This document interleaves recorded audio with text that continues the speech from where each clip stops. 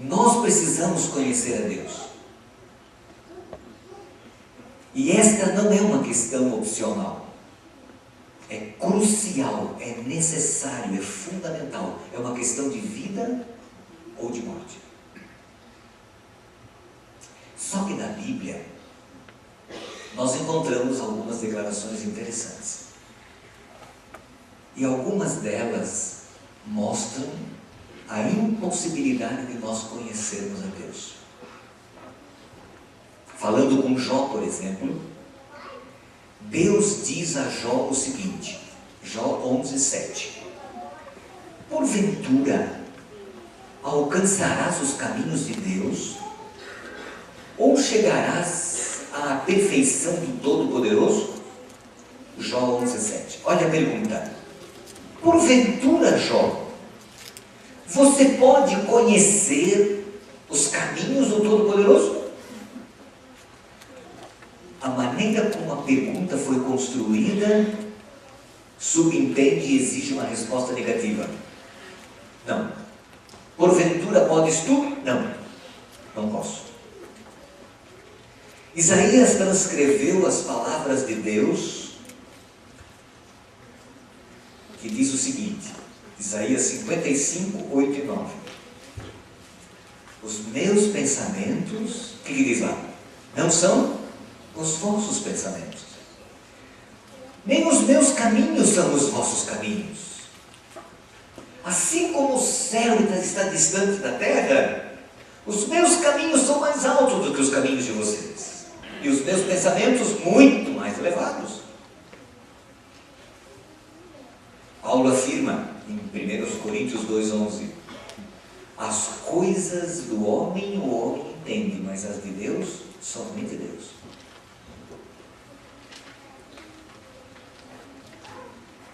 E meditando na grandeza de Deus, na carta aos Romanos, capítulo 11, 33 e 34, Paulo diz assim: ó profundidade das riquezas, tanto da sabedoria como da ciência, quão insondáveis são os teus juízos, quão inescrutáveis os seus caminhos. Quem compreendeu o intento do Senhor? Quem foi seu conselheiro? Ninguém. Diante destes 4 versos, onde Deus pergunta a Jó: Jó, quem é que pode conhecer e prescrutar o caminho do Senhor? Ninguém, Jó. Os meus pensamentos não são os pensamentos de vocês, os meus caminhos não são os caminhos de vocês. Assim como o céu está distante da terra, o meu caminho e o pensamento de vocês estão distantes de mim. As coisas de Deus, só Deus pode conhecer. Quem pode prescrutar o Altíssimo? Ninguém. Só que quando vamos a João, no capítulo 17, verso 3, vamos abrir a Bíblia nesse texto. São João 17, verso 3. Jesus, na oração intercessória que fizera com os apóstolos e por eles, Jesus faz uma declaração interessante, impressionante aqui. E ele diz assim, Evangelho de João 17, 3: esta é a vida eterna, que te conheçam. A quem? O único Deus verdadeiro e a Jesus Cristo a quem me enviaste. Não parece um paradoxo? Aqui Jesus está dizendo, na oração intercessória, que nós precisamos conhecer a Deus. E a Jesus, a seu Filho, que ele enviou. Mas, no entanto, a Bíblia declara que ninguém pode conhecer a Deus, ninguém pode prescrutá-lo, ninguém pode compreendê-lo, porque os caminhos dele não são os nossos caminhos, o pensamento dele não são os nossos pensamentos. E aí como é que fica?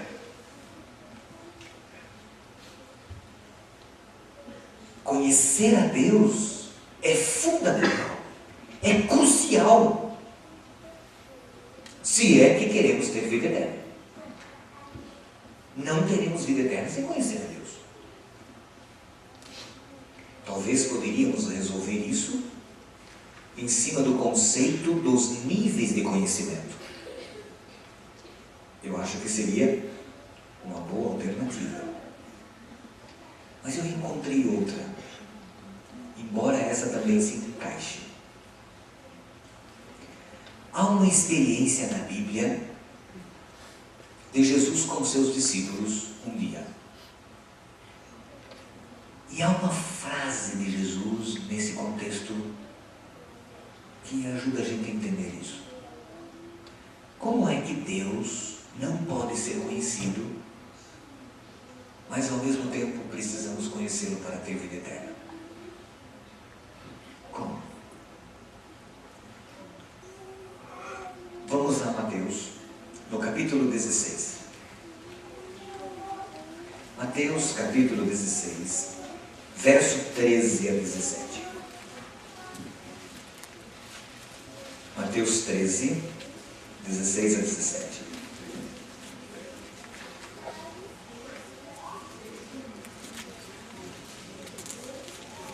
Mateus, capítulo 16, 13 a 17. Chegando Jesus à região de Cesareia de Filipe, perguntou aos seus discípulos: quem os outros dizem que o Filho do Homem é? E eles responderam: alguns dizem que é João Batista, outros Elias, e ainda outros Jeremias ou um dos profetas. E vocês? Perguntou ele. Quem vocês dizem que eu sou? Entenderam a questão? Jesus perguntou para os discípulos: quem dizem as pessoas que o Filho do Homem é? Aí eles responderam: uns dizem que é João Batista, outros falam que é Elias, um profeta, tá? E Jesus perguntou: e vocês? Quem vocês acham que eu sou? Jesus era interessante, ele usava a metodologia das perguntas reflexivas. Perguntas que levavam as pessoas a pensar. Ele não dava a ideia mastigada. Ele deixava as pessoas refletirem, processarem as ideias. Agora vejam o verso 16. Simão Pedro respondeu: tu és o Cristo, o Filho do Deus vivo. Tu és o Messias, o ungido, o Filho do Deus vivo. 17. Respondeu Jesus: feliz é você, Simão, filho de Jonas, porque isto não lhe foi revelado por carne ou sangue, mas por meu Pai que está nos céus. Descobrimos. Como foi que Pedro conseguiu identificar a Jesus como Messias? Como foi? Deus lhe revelara isso. Deus, o Pai, revelou a Pedro, de alguma forma, que Jesus de Nazaré era o Messias esperado, o ungido Cristo, o Filho de Deus. E por isso Jesus diz: feliz é você, Pedro. Tem gente que crê que eu sou Elias. Tem gente que crê que eu sou João Batista. Tem gente que crê que eu sou um profeta qualquer, Jeremias. Mas você, Pedro, você é feliz. Porque você está certo, você recebeu uma revelação do Pai. O Pai revelou a você. E você está certo. Nós não podemos conhecer a Deus. Não dá. Ele é inescrutável. Porém, necessitamos conhecê-lo para termos vida eterna. E como podemos conhecê-lo? Somente naquilo que ele se auto-revelou. Está aí nesse texto. Pedro só conseguiu saber quem era Jesus porque o Pai havia revelado sobre ele. Você e eu só podemos conhecer a Deus na medida em que Deus se auto-revela. Querem ver? De onde veio Deus? A resposta é: ele sempre existiu, ele é eterno. E daí? Fica por isso mesmo. Não adianta querer saber, irmão. Não adianta querer saber. É fria. Você não vai encontrar resposta nunca. Porque você não consegue entender, compreender. Por quê? Porque Deus não revelou. E por que ele não revelou? Porque ele não quis revelar. E por que ele não quis revelar? Porque não era prioritário, não é interessante? Não seria interessante. Por isso ele não revelou, não fala nada sobre isso. Não adianta querer você procurar saber. O que é eternidade? O que é eternidade para nós? O que é onipresença, onipotência? Não temos ideias. O que Deus revelou sobre ele, nós podemos conhecer. O que ele não revelou, nós não podemos conhecer. E onde está a revelação que Deus fez de si mesmo? Na Escritura. Através de seus servos, os profetas. Na Escritura. Aí você podia pensar, mas por que Deus não revelou de uma outra forma, de uma outra maneira? Pergunte para ele. Eu não sei. Ele decidiu fazer assim. Né?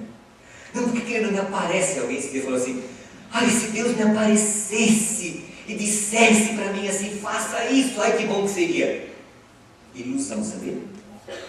Não mudaria nada, você continuaria o mesmo. Porque Paulo um dia falou, numa de suas cartas sobre isso. Não adianta. Os israelitas viam as manifestações gloriosas de Deus e não mudava nada na vida deles.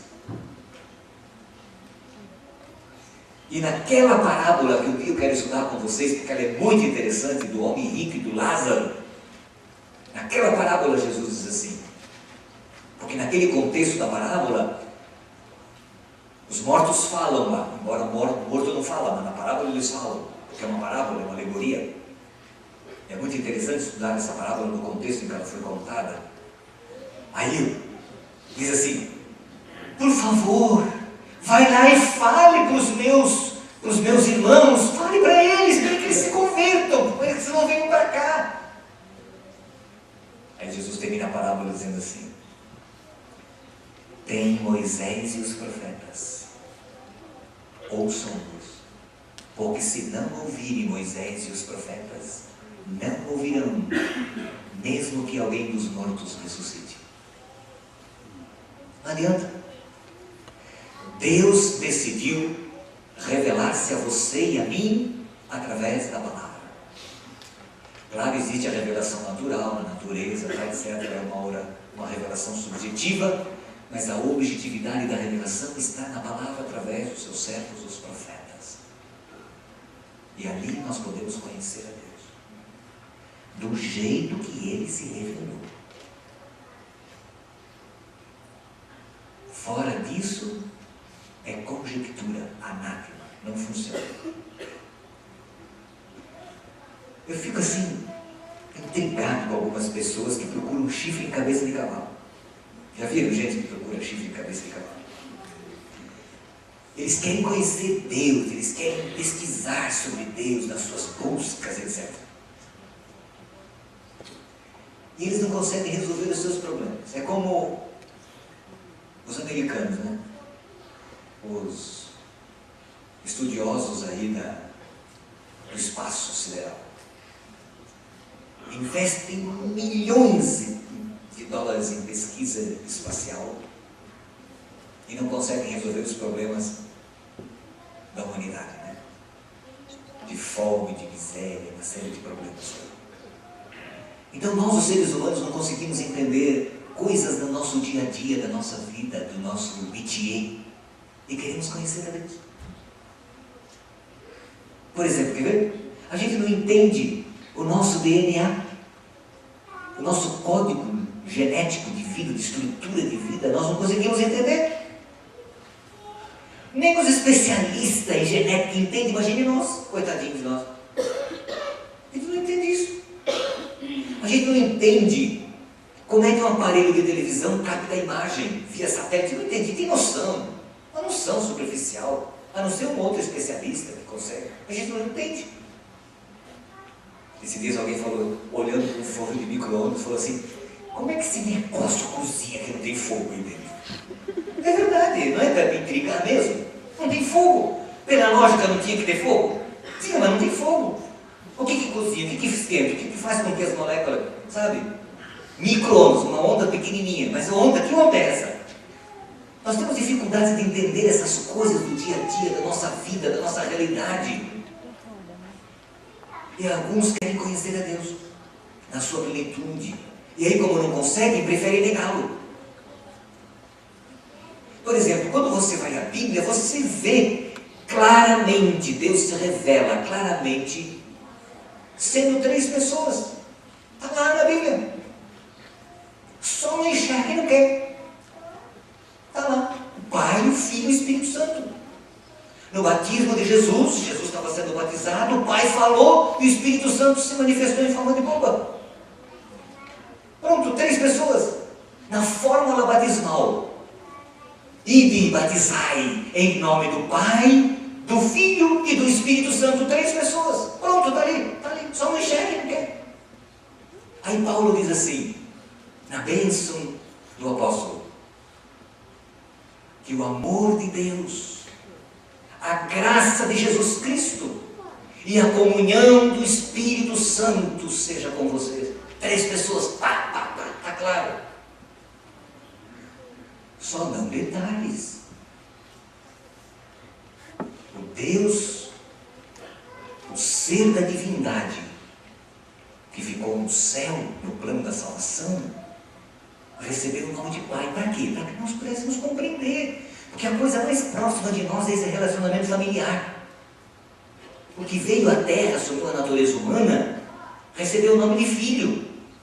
E o que fez o meio de campo entre os dois, nós diríamos numa linguagem humana, recebeu o nome de Espírito Santo. E ele se manifestou dessa forma, dessa maneira. Foi chamado de Espírito, pneuma hagios, um vento santo, um vento sagrado. Porque ele se manifesta desse jeito, dessa maneira. Revelou-se assim. Agora sou eu que vou dizer para ele que tem que se revelar de outra forma? Eu não, eu tenho que mais que aceitar. Aí ficam fazendo uma confusão. Tem uma tendência aí que uma nova luz. Que nova luz? Ela é mais velha do que... É tão velha quanto o cão, né? Mas uma nova luz, uma nova descoberta. Você sabia que o Espírito Santo não existe? O Espírito Santo é uma força ativa de Deus, é um poder. Você sabia? E mandam cartas, e mandam papel, e com textos grifados e não sei o quê. Povo neurótico, irmãos. A palavra é tão clara, sabe? Vai na fonte.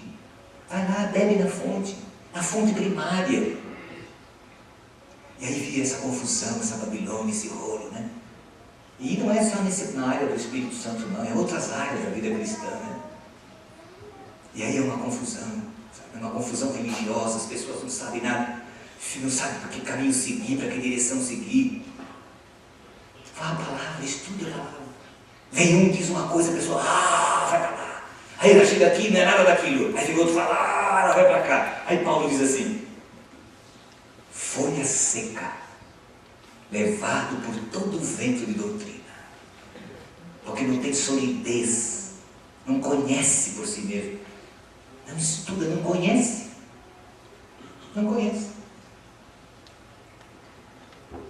Eu conheço a minha esposa.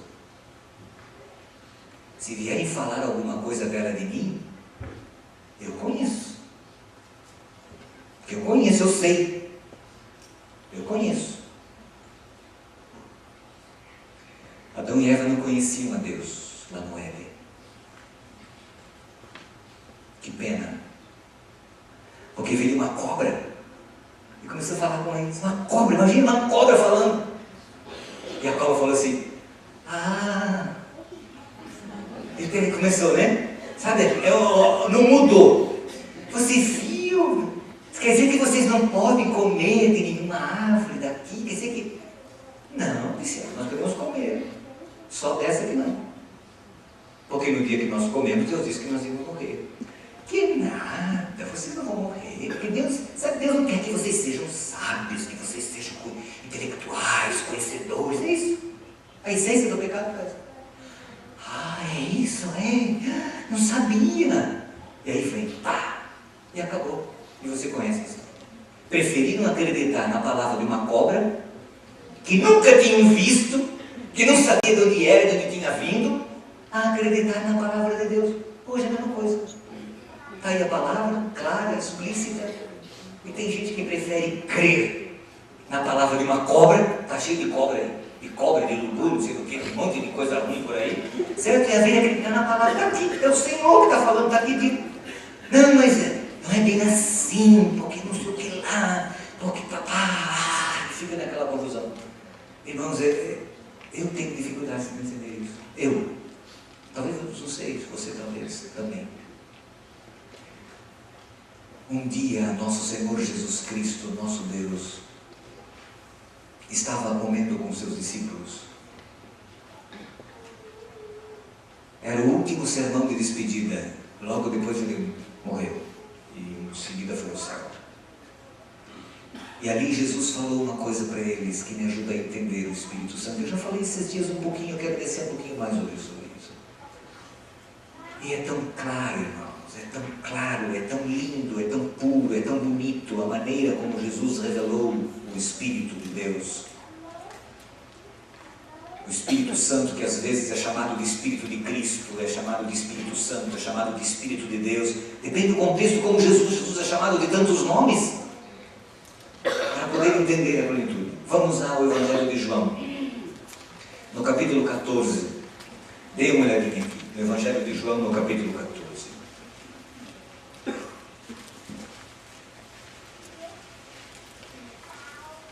Versos 16 e 17. O contexto é o último sermão da despedida de Jesus. Faz favor, Nestor, coloca esse flipper para mim aqui, mais ou menos nessa posição. Tá bem? Evangelho de João, capítulo 14, versos 16 e 17. Vamos ler? O que diz ali? Eu estou em Atos, por isso que eu não estou encontrando. Virei um livro a mais aqui. Só um pouquinho, deixa eu voltar. Evangelho de João, capítulo 14, 16 e 17. E eu pedirei ao Pai. Eu pedirei ao Pai. Jesus que está falando. Eu pedirei ao Pai. Quantas pessoas você vê aí? 2. Não, aqui você vê 2. Eu pedirei ao Pai. Eu pedirei ao Pai. 2. E Ele vos dará, o Pai dará, o quê? Outro conselheiro. Diz essa versão NVI. Ou outro consolador. Para estar com vocês para sempre. Quem é esse outro consolador? Verso 17. O Espírito da verdade. O mundo não pode recebê-lo, porque não o vê nem o conhece. Mas vós o conheceis, pois ele vive com vocês e estará em vocês. Não vos deixarei órfãos, voltarei para vocês. Claríssimo. Claríssimo. Aqui, ó. Eu rogarei ao Pai, e Ele vai mandar outro Consolador para que fique com vocês. Vocês não vão ficar órfãos, não vão ficar sozinhos, porque Ele vai ser o conselheiro, o Consolador, o amigo de vocês. Deixa eu... Não quero ser cansativo ao usar algumas palavras, e prometo não ser assim complicado. Eu vou transveterar.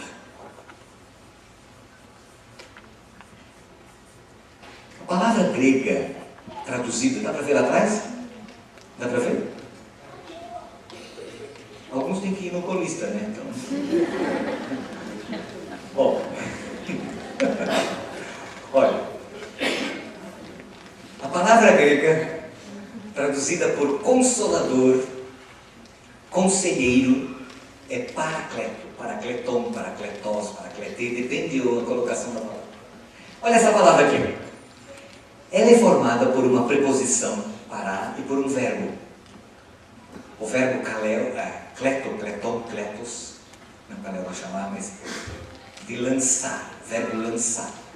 Para, colocar ao lado. Você joga ao lado, daqui, ó, paralelepípedo, tá vendo? Paralelo, linhas paralelas. Paracleto. Você joga ao lado para ficar ao lado de alguém. Aquele que fica ao lado. Eu vou rogar ao Pai e Ele vai mandar um paracleto, alguém que fique ao lado de vocês. Ao lado, um conselheiro, um assessor ao lado de vocês, um advogado. É isso aí. A primeira ideia. Parece uma incoerência de Jesus dizer: eu rogarei ao Pai e Ele vos dará outro Consolador para que fique com vocês, uma vez que Ele diz que Ele já estava com eles. Ele não diz que Ele já estava com eles? Ele diz assim, ele diz assim: o Espírito de verdade o mundo não pode recebê-lo, porque não o vê nem o conhece, mas vocês o conhecem, pois Ele vive com vocês e estará em vós. E daí? O que Jesus estava prometendo? Jesus estava prometendo enviar alguém que já estava com eles? Parece incoerência, paradoxo. Eles já o conheciam, vivia com eles, e como é que ele rogaria ao Pai? Aí que está uma coisa muito importante, e que alguns não entendem. O que Jesus fez foi enviar o Espírito como uma outra função. Aí que está a diferença. Porque Jesus encerraria um papel, subiria ao Pai para assumir um outro papel no plano da salvação, e o Espírito nessa terra ocuparia uma outra função, a função de assessor, de consolador, de capacitador, de advogado, de instrutor, de ensinador. Porque o Espírito eles já tinham. Porque o Espírito de Deus sempre atuou na conversão das pessoas. E foi o Espírito de Deus que trouxe os discípulos a Jesus, convencendo-os do pecado, da justiça e do juízo. Então isso é uma questão de função. Eu vou rogar ao Pai e Ele vai dar um outro Consolador para vocês. O Espírito de verdade que o mundo não pode conhecer, mas vocês o conhecem. Mas tem uma outra coisa aqui, nesse verso que eu já mencionei num outro sermão rapidinho sobre o Espírito Santo no ano passado. A palavra outro que Jesus usou. Existem em grego duas palavras para outro. Héteros é uma palavra, e a outra é halos. Eu estou transliterando. Esta palavra héteros aqui, é outro de um outro tipo. Um outro de um outro tipo. E esse aqui, é um outro do mesmo tipo. Vamos ver onde essas palavras aparecem na Bíblia. Vamos a Mateus 6,24. Vamos fazer uma pesquisa? São muitos textos, mas eu quero ler pelo menos alguns. Mateus 6,24, para a gente entender como é que a diferença entre elas. Porque isso é importante para entender a personalidade do Espírito Santo. Mateus 6,24. Diz assim: ninguém pode servir a dois senhores, pois odiará a um e amará o quê? O outro. Esse outro aqui, é héteros. É outro de outro tipo. Ou você vai amar a um e você vai odiar o outro diferente desse aqui. Não é o mesmo, é outro diferente. A palavra grega que aparece aqui é héteros. Vocês não podem servir a Deus ou dinheiro, porque eles são outros, são diferentes. Deus e mamon, Deus e dinheiro são duas coisas distintas. Não dá certo. Não dá para servir a dois senhores. A palavra usada aqui é héteros. Héteros, de mistura heterogênea em português. O que é uma mistura heterogênea? De dois produtos ou mais que não se misturam, não se ligam. São produtos diferentes. Héteros.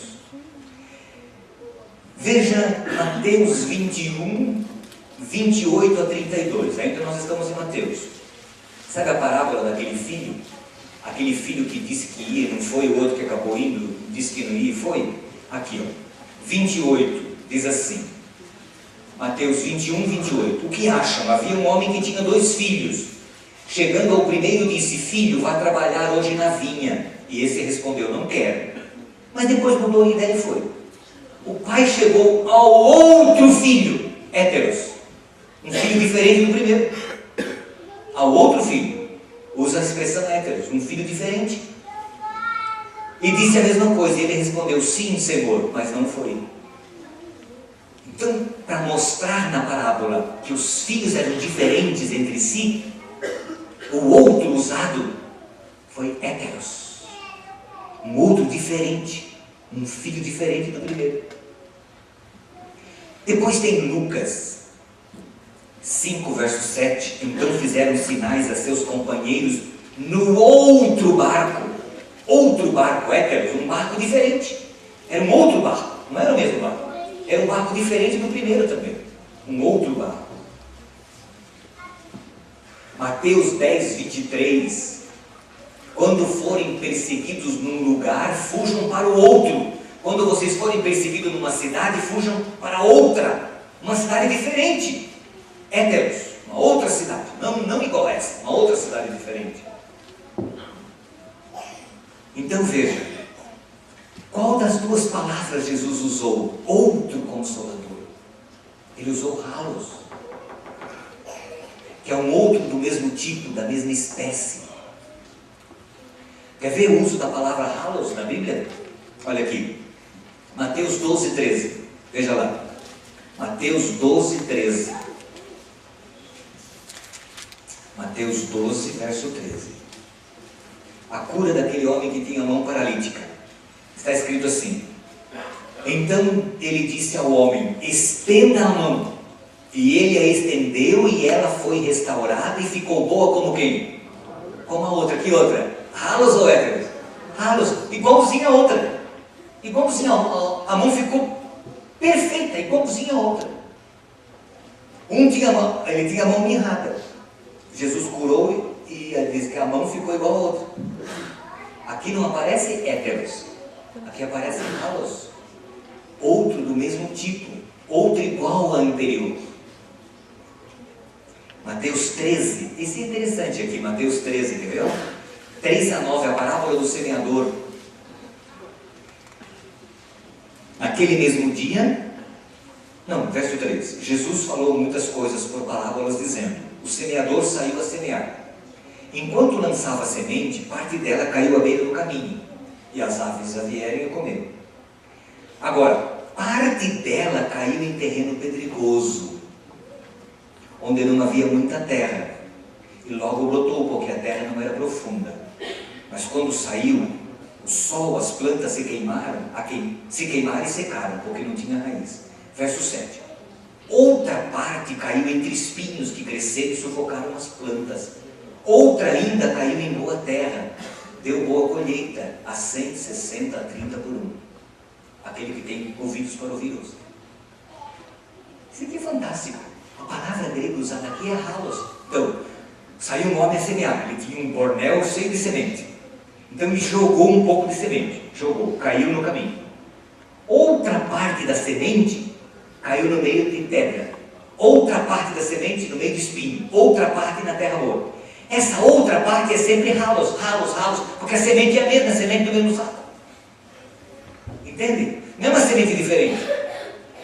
Se na parábola de Jesus estivesse falando, por exemplo, o homem semeou trigo e o trigo caiu no caminho. Aí ele semeou cevada e a cevada caiu no meio das pedras. E semeou linho e o linho caiu no meio dos espinhos. Aí a outra semente, ele não usaria a palavra halos, usaria a palavra héteros, porque a semente era diferente. Mas na parábola a semente é a mesma. Os caminhos e os lugares onde a semente caiu é que são diferentes. Esse é o significado de halos. Nós temos isso em português. Nós temos algumas palavras que nós usamos com fins e propósitos específicos. Por exemplo, eu digo assim: eu gosto de uma roupa, de um sapato, de uma comida, eu gosto. Mas nós usamos a palavra eu amo alguém. Nós podemos até dizer eu amo essa comida. Nós podemos usar eu amo como reforço, né? Mas não é usual.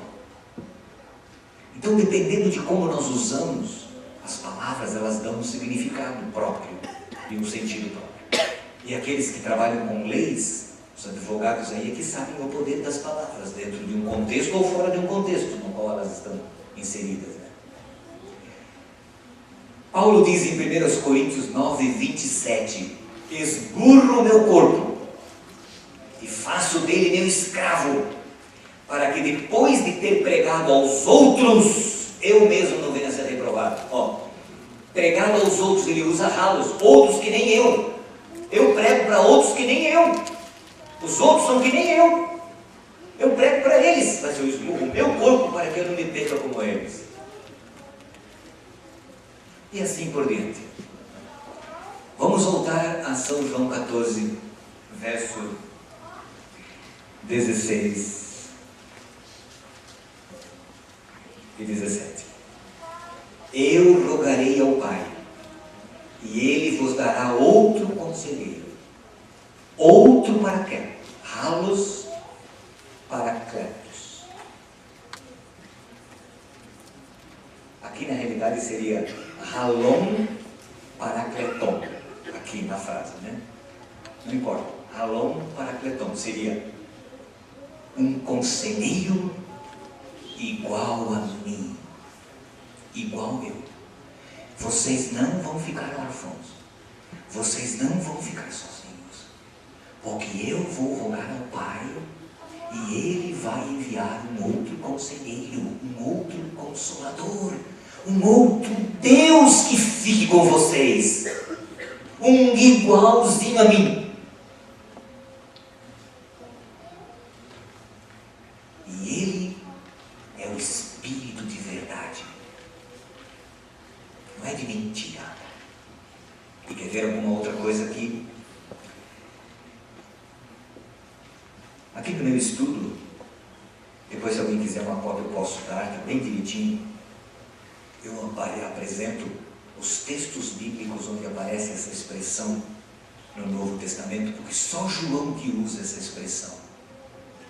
Paracletos é o único que usa, e ele usa 4 vezes no Evangelho e uma vez lá na sua primeira carta. Quando ele usa, ele diz assim: quando alguém pecar, lá em 1 João 9, nós temos um advogado diante do Pai. Quem é esse advogado diante do Pai que nós temos? Quem é? É Jesus, é o Paracletos. João chama Jesus de Paracleto, de advogado, de conselheiro. Só que lá ele diz assim: eu rogarei ao Pai, ele vai mandar um outro conselheiro, um outro advogado. E ao usar a expressão outro, Jesus disse que é um outro igual a mim. É um Deus como eu. Pronto, irmãos. Não tem problema, não tem dificuldade, não precisa procurar chifre em cabeça de cavalo. É claro, o Espírito de Deus, que nós chamamos de Espírito de Deus, Espírito de Cristo, Espírito Santo, pneumarrágios, não importa o nome, que se manifesta como vento, como sopro, como ar santo, não importa. São manifestações diferentes da mesma divindade, da mesma pessoa. É Deus conosco, que tem uma função. Qual é a função do Espírito Santo? Qual é o papel dele? Qual é a obra dele? Aqui no Evangelho de João, capítulo 16, está a obra dele, o papel que ele iria ocupar. No Evangelho de João, capítulo 16, 8 em diante, ele diz assim: Evangelho de João, capítulo 16, 8 em diante. Quando ele vier, podemos ler até o verso 7, ó. Mas eu lhes afirmo que é para o bem de vocês que eu vou. Se eu não for, o conselheiro não virá para vocês. Ele não vai exercer a obra que ele precisa exercer. Mas se eu for, eu o enviarei. Enviar, ele é uma pessoa. Enviar, eu enviarei. O conselheiro, uma pessoa, chama de uma pessoa. Quando ele vier, o que ele fará? Convencerá o mundo do quê? Do pecado, do quê? Da justiça e do juízo. Do pecado, porque os homens não creem em mim. Da justiça, porque vou para meu Pai, e vocês não me verão mais. E do juízo, porque o príncipe deste mundo já está condenado. Veja o verso 13. Mas quando o Espírito da verdade vier, ele fará o quê?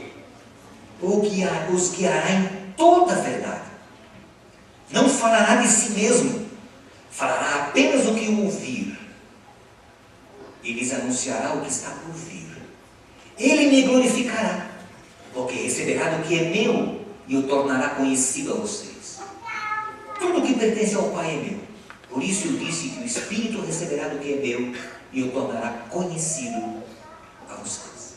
A obra do Espírito: convencer do pecado, da justiça e do juízo. O que é convencer? Você está errado, está andando no caminho errado, melhor você andar nesse caminho. Deus nos respeita, a obra do Espírito. Convencer do pecado, da justiça e do juízo. Por que nós estamos na igreja hoje de manhã? Por que nós adoramos a Deus? Por que nós guardamos o sábado? Porque o Espírito nos convenceu. Por que nós ficamos tristes quando nós pecamos? Por que nós choramos quando nós pecamos? Por quê? Porque o Espírito de Deus nos convence, é Ele que fala na nossa mente. Ele fala no nosso coração. Ele nos incomoda. Ele é aquela voz que diz, este é o caminho, andai por ele. É melhor você ir por aqui, filho. Eu não consigo entender como ele trabalha, como ele age, eu não consigo entender. Mas ele é uma pessoa. Não é uma força, não é um poder. Se manifesta como uma força, se manifesta como um poder, mas é uma pessoa. Mesmo que tenha gente que não crê nisso, o problema é dele. Não muda nada no Espírito Santo. Não muda nada. Lembre-se disso, irmãos. As diferentes crenças acerca do Espírito Santo não muda nada nele. E nem na revelação clara que aparece na Escritura. Tem gente até hoje que não acredita que o homem americano pisou na Lua. O problema é dele. Eu tinha um tio que dizia, imagina, mas o senhor está vendo na televisão ainda, foi acho que dia 21 ou 20 de julho de 69. Eu lembro muito bem dessa data. Está lá o cara pisando. Isso aí é invenção americana, não precisa. Isso aí eles estão enganando, enrolando. Ok, não mudou nada. Esse meu tio ter acreditado ou não acreditado não fez diferença nenhuma. Armstrong pisou lá na Lua. Okay. E também ter pisado lá não mudou nada, né? Não tem nenhuma diferença. Ter pisado, não pisado. Não tem muita diferença. Claro que para os indivíduos, chegar lá, um desafio tremendo para romper aí, tá? Uma série de desafios de leis, tudo bem, tem o seu aspecto tá? De cultura, de ciência, de conhecimento, de fórmulas matemáticas, de física, de sei lá do que. Né? Mas não mudou nada. Então, crer na pessoa do Espírito Santo, irmãos, faz diferença. Não faz para o Espírito, mas faz para mim e para você. Aí que está. E daí é importante crer nele da maneira como ele se revelou. Sabe por quê? Porque se eu crer no Espírito como um vento, um fôlego, uma força, um poder, é eu que uso a força, o vento e o poder. É eu que uso. Vem, Espírito, vem cá. Eu vou, eu dou ordens, eu dito porque sou eu, o poder eu manipulo. Mas quando eu creio que o Espírito de Deus é uma pessoa e é Deus, é Ele que me usa. Entende a diferença? Entende a diferença? Aí que está a diferença. E isso pode ser aparentemente insignificante, mas não é, irmãos. É muito importante. Porque Paulo aos Romanos, no capítulo 8, verso 14, ele diz assim: os que são guiados pelo Espírito de Deus é que são filhos de Deus. Os que são guiados, é o Espírito que guia. E se você for à primeira carta de Paulo aos Coríntios, no capítulo 12, e aos Romanos, no capítulo 12 também, você vai encontrar lá o Espírito distribuindo dons. E lá a Bíblia diz assim: o Espírito dá os dons do jeito que Ele quer. É Ele que dá os dons do jeito que Ele quer. Não sou eu que peço. Não sou eu que exijo que Ele me dê. Ele me dá do jeito que Ele quer. Está lá na Bíblia, na Palavra de Deus. Em 1 Coríntios, no capítulo 12. Está lá. Porque Ele é uma pessoa, Ele tem vontade, Ele tem desejo. É Ele que distribui conforme Ele quer. Mas se eu creio que Ele é um poder, eu manipulo esse poder. Do meu jeito, da minha maneira, da minha forma. E isto para muitos é mais agradável do que se submeter a Deus. Claro que é muito mais agradável, aparentemente, do que se submeter ao Espírito. Você vê Ezequiel sendo levado pelos cabelos pelo Espírito. Você vê Filipe sendo transportado pelo Espírito. Levou lá e depois trouxe de volta. É Ele que decide, não sou eu. O trabalho do Espírito é convencer do pecado, da justiça e do juízo, é guiar em toda a verdade, é instruir, é orientar, é assessorar, é o advogado, é o paracleto, é aquele que fica ao nosso lado. É o representante de Jesus nesta terra, irmãos. É o único legítimo representante de Jesus nessa terra. E tem gente que ainda dizendo que é um homem, que é o representante de Jesus nessa terra. É o Espírito Santo. É Ele. E que neutraliza as forças do mal. Mas as profecias preveem que Ele se retirará da terra, à medida que nós nos aproximamos do fim. E por isso as dificuldades de relacionamento entre os homens será cada vez maior. Irmãos, quando o Espírito de verdade vier, Ele vos guiará em toda a verdade. Não falará de si mesmo. Ele vai me representar, disse Jesus. Eu tenho um texto bem comprido da Bíblia, que vale a pena ler. Para a conclusão, que é lindo demais. Romanos capítulo 8. Vamos ler na carta de Paulo aos Romanos. Romanos capítulo 8, verso 1 a 17. Isso aqui é uma gema da palavra de Deus. Uma gema preciosa da revelação que aparece aqui. Portanto, diz assim Paulo, verso 1, agora já não há condenação para quem? Para os que estão em Cristo Jesus. Porque por meio de Cristo Jesus, a lei do Espírito de vida me libertou da lei do pecado e da morte. Porque aquilo que a lei for incapaz de fazer, por estar enfraquecida pela carne, Deus o fez enviando o seu próprio Filho, à semelhança do homem pecador, como oferta pelo pecado. E assim condenou o pecado na carne, a fim de que as justas exigências da lei fossem plenamente satisfeitas em nós, que não vivemos segundo a carne, mas segundo o Espírito. Quem é que vive segundo o Espírito? Quem é que vive segundo o Espírito? Segundo esses versos que nós acabamos de ler. Quem guarda a lei. Viver no Espírito é guardar a lei. Andar no Espírito é guardar a vontade de Deus. É fazer o que Deus quer. Está aqui, acabamos de ler. Está aqui na Bíblia. Na carta que Paulo escreveu aos Romanos. Isso é novidade de vida. Andar no Espírito é andar na lei. A lei é morta e enferma por si mesma, mas Cristo morreu. E pela sua morte nós ganhamos uma vida nova. E no Espírito nós podemos obedecer a lei. Verso 5. Quem vive segundo a carne tem a mente voltada para o que a carne deseja. Mas quem vive de acordo com o Espírito tem a mente voltada para o que o Espírito deseja. A mentalidade da carne é morte, mas a mentalidade do Espírito é vida e paz. A mentalidade da carne é inimiga de Deus, porque não se submete à lei de Deus, nem pode fazê-lo. Quem é dominado pela carne não pode agradar a Deus.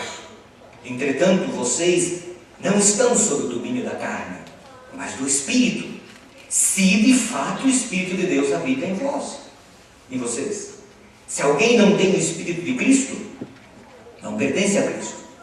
Mas se Cristo está em vocês, o corpo está morto por causa do pecado, mas o Espírito está vivo por causa da justiça.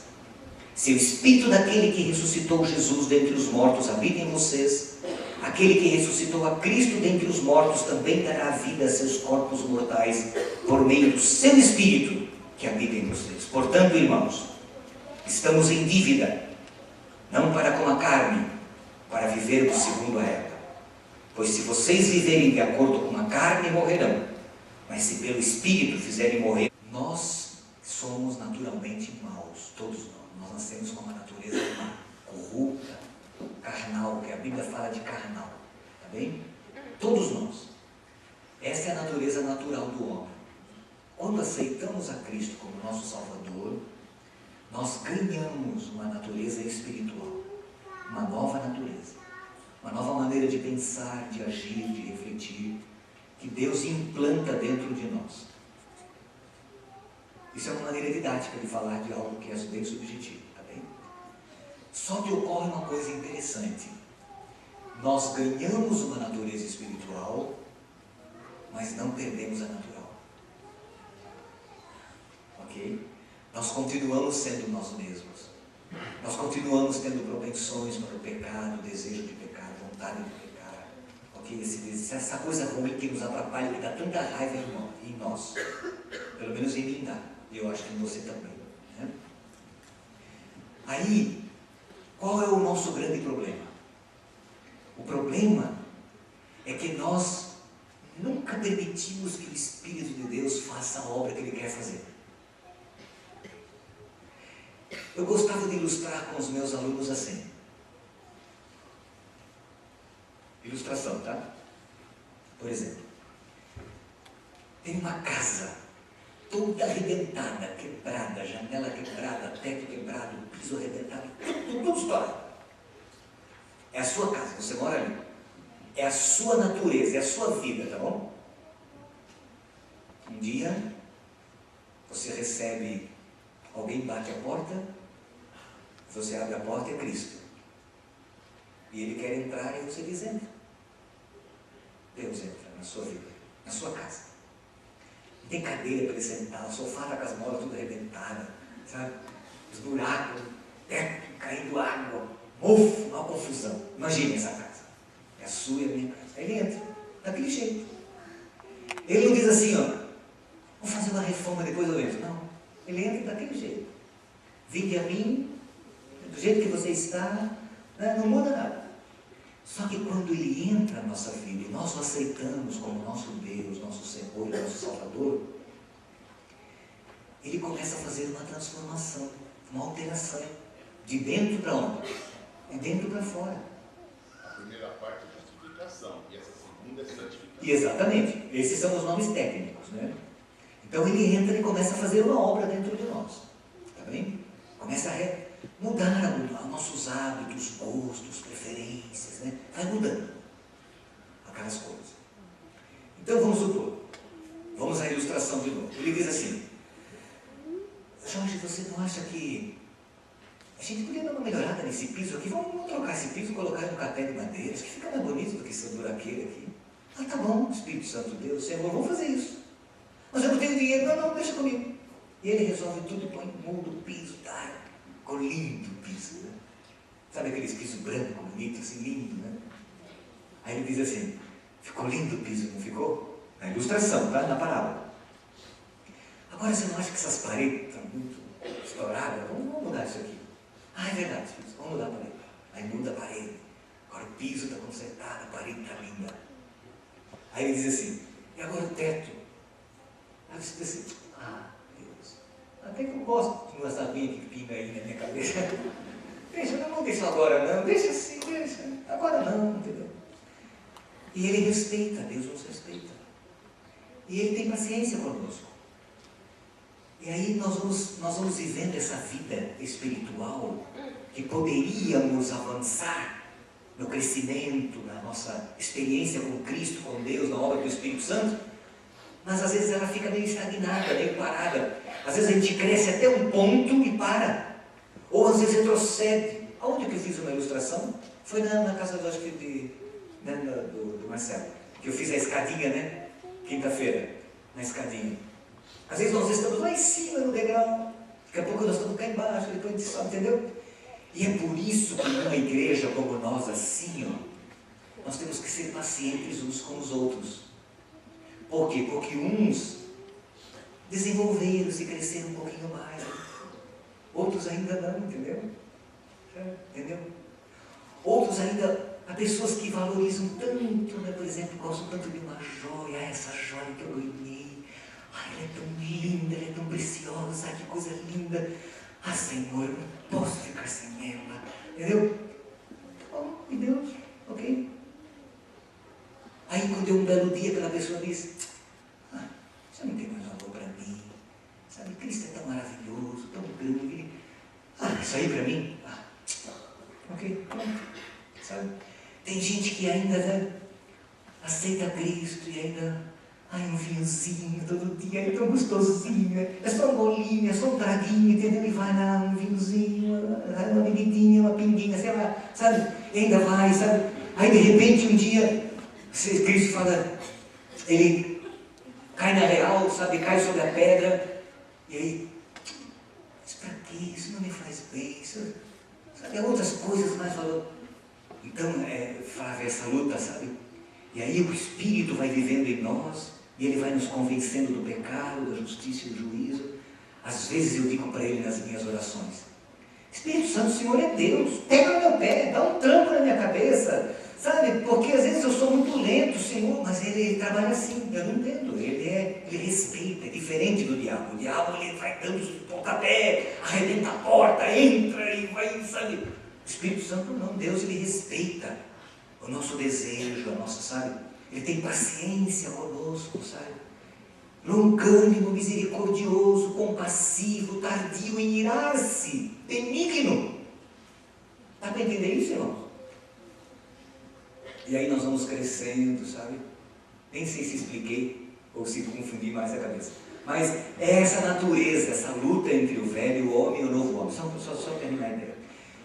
Quanto mais nós permitirmos que Deus realize a sua obra em nós, mais a nosso velho homem não terá poder sobre nós. Sabe? Entendeu? Porque é como um prato de uma balança. Quando nós estamos fortes espiritualmente, o velho homem está fraco. Quando o velho homem está forte espiritualmente, o espiritual está fraco. É como um prato de uma balança. Não mais vivo eu, mas Cristo vive em mim. E é por isso que Jesus pede que a gente não vá, por exemplo, em alguns lugares. Porque se a gente for lá, a nossa natureza velha, ela fica forte. Por exemplo, eu cristão, sou um cristão, vou numa boate, sabe? Chego lá na boate, sabe? Você fica naquele embalo, aquela coisa, o seu velho homem, sabe? A natureza, entendeu? Sabe? Por isso que nós não devemos usar fumar. Por que fumar? Por que é o problema do fumo? Não está na Bíblia, mas por que o fumo? Embota as percepções, a mente, maconha, droga, entendeu? Por que Deus pediu que nós não comêssemos carne de porco? Intoxica, você não consegue entender, compreender, a mente fica bloqueada. Por que dormir o suficiente? Se você não dorme 2, 3, 4, 5 noites sem dormir, a cabeça não funciona, a gente fica doente e não consegue ler a Bíblia e entender a vontade de Deus. É por esta razão, por causa dessa luta, que esta é a obra do Espírito. Pela experiência pessoal e íntima de cada um de nós. Está bem? E no final do mês, a lei e a graça, nós vamos ter um seminário muito bom com o Dr. Paroski aqui, que você não deve perder. Ele vai nos ensinar a lei no livro de Gálatas. Qual é o conceito de lei no livro de Gálatas e como isso se relaciona com a vida